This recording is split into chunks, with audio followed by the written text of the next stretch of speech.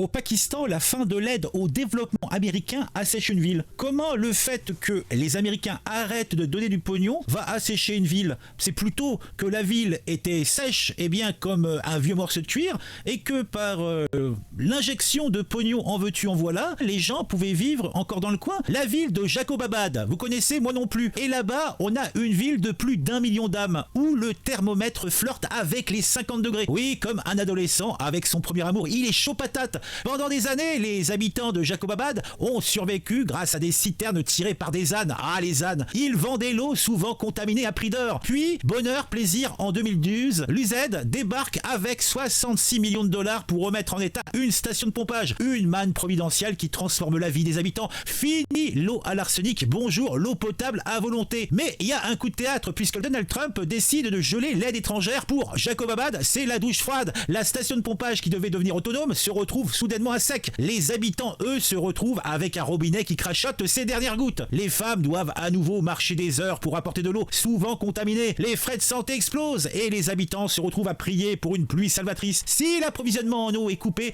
ça va être très difficile pour nous. Et comme si cela ne suffisait pas, la région est frappée par une sécheresse modérée avec une pluviométrie en baisse de 52%. Et pourquoi les habitants se déplacent pas, vous me direz-vous? La réponse, elle est simple, ça manque de ressources. Ils sont attachés à leur désert. Est-ce qu'il y a une morale à tout ça? Eh bien oui, dans ce monde où l'eau devient une denrée rare, rappelons-nous que ce qui coule de source pour certains est un luxe inaccessible pour d'autres. La solidarité internationale ne devrait jamais être un robinet que l'on ferme sur un coup de tête, et pourtant on le fait. Et je dis, la France, faites-en de même. Un ancien, je crois que c'était Saint-Exupéry, disait: l'eau n'est pas nécessaire à la vie, mais elle est nécessaire à la nôtre.